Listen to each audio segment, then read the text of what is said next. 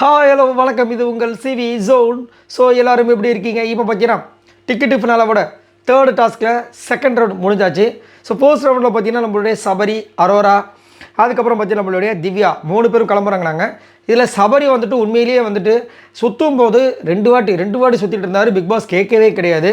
ஆனால் அரோராவுக்கு வந்து அதை கேட்டார், அந்த மாதிரி சுற்றாதீங்கன்னு சொன்னார். அதனாலே வந்து திவ்யாவுக்கும் அரோராவுக்கும் ரொம்ப நேரம் ஆச்சு. ஸோ அதில் பார்த்தீங்கன்னா சபரி தான் வந்துட்டு டாப்பாக சீக்கிரம் வந்தார். ரெண்டாவது இந்த டாஸ்க் நடந்துச்சு. இதில் கமருதீன், சாண்ட்ரா, அதுக்கப்புறம் விக்ரம் கிளம்புறாங்க. நாங்கள் இதுலேயும் அதே மாதிரி தான் விக்ரம் பண்ணார். அதே மாதிரி ஒரு சுற்றும் போது 2 வாட்டி வந்து இந்த இதை சுற்றினார். இது ஏன் பிக் பாஸ் கேட்கலன்னு தெரியல. ஆனால் சாண்ட்ரா பண்ணும்போது சாண்ட்ரா அந்த மாதிரி பண்ணாதீங்கன்ட்டார்.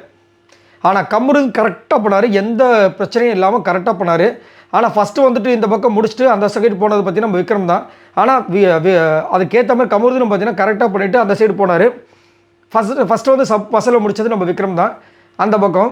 அதே மாதிரி இந்த பக்கம் பார்த்திங்கன்னா நம்ம கமருதீன் ஓரளவு கரெக்டாக பண்ணிவிட்டு இந்த பசலில் லைட்டாக டைம் எடுத்து அதுக்கப்புறம் முடிச்சிட்டாரு. ஆனால் சாண்ட்ராக்கு ரொம்ப நாள் எடுத்துருச்சு அந்த பசல். அதாவது அந்த பேஸ்மெண்ட்டை வந்துட்டு அன்ஸ்க்ரூ பண்ணதும் திரும்ப ஸ்க்ரூ டைட் பண்ணதும் டக்கு முடிச்சிட்டாங்க. கம்பேர் வித் ஃபஸ்ட்டு ரவுண்டில் இருந்தவங்களத விட, அரோரா, அதுக்கப்புறம் திவ்யா விட. ஆனால் இந்த பசலில் வந்து செம்மையாக டைம் எடுத்துருச்சு. அதில் வந்துட்டு அவங்களுக்கு செம்மையாக லாக் ஆச்சு.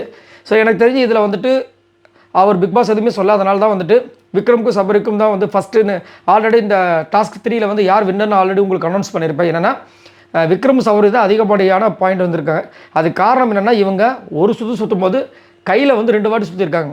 ஆனால் மற்றவங்க எல்லாருமே அந்த மாதிரி பண்ணலை. இதை வந்து பிக் பாஸ் கண்டித்து கேட்டிருக்கணும், ஏன் கேட்கலன்னு தெரியல. ரைட்டுங்களா?